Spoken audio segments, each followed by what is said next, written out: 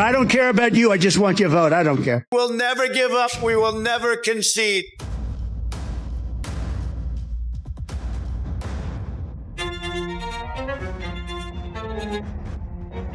Forty of his 44 cabinet officials wouldn't support it. I will not be endorsing Donald Trump. That's just the beginning. Defendant Trump, he's on the line for $600 million. Barred from business in New York for 3 years. When the dictator speaks, When somebody's the president of the United States, the authority is total. listen. When he promises revenge and retribution, I am your retribution. I am your retribution. listen.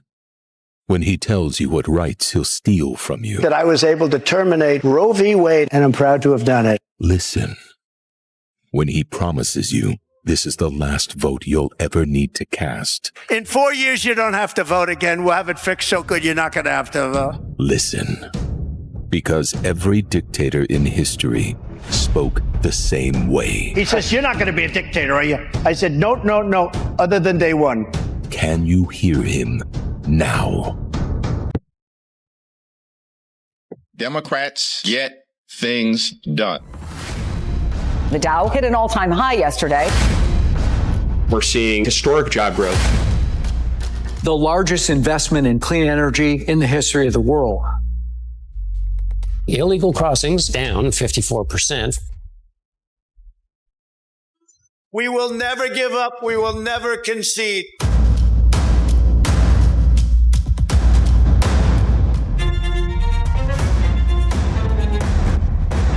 Forty of his 44 cabinet officials wouldn't support it. I will not be endorsing Donald Trump. That's just the beginning. Defendant Trump, he's on the line for $600 million.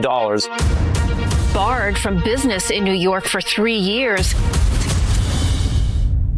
I don't care about you. I just want your vote. I don't care. We are not going back. President Trump gives lots of jobs to his son-in-law, Jared Kushner. Insiders whisper he may be even more powerful than Trump. But like his father-in-law, Jared's not up to the task. This pampered princeling has never met a problem he couldn't f*** up. Take the COVID response Trump assigned Jared to handle. 150,000 people dead and an economy in ruins.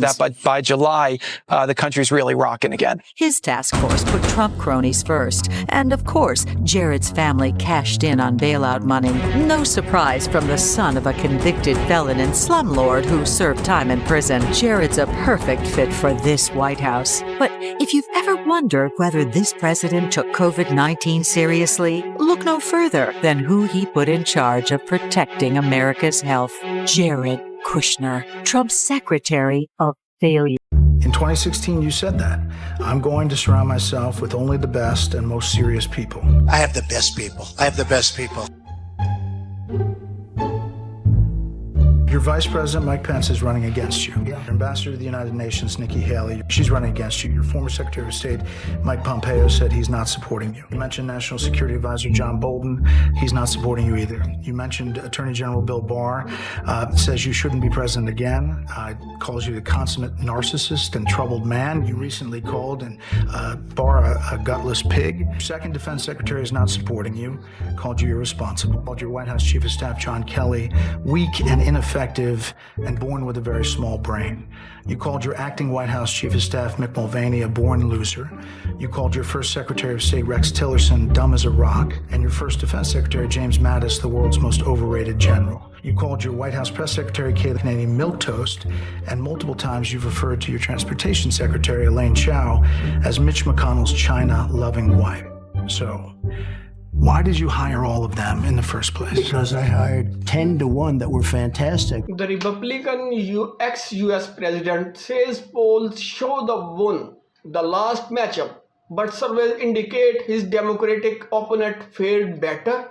Republican Donald Trump said on Thursday he would not participate in another presidential debate against his Democratic rival Kamala Harris ahead of the November 5 election. As well, polls showed that she beat him.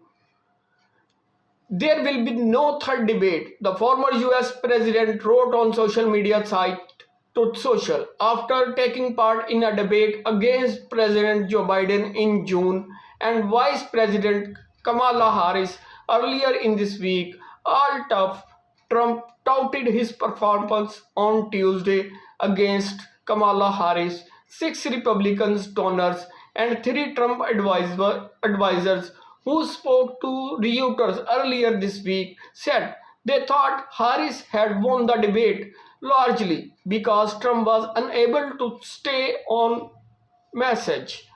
Do you have question about the biggest topics and trends from around the world?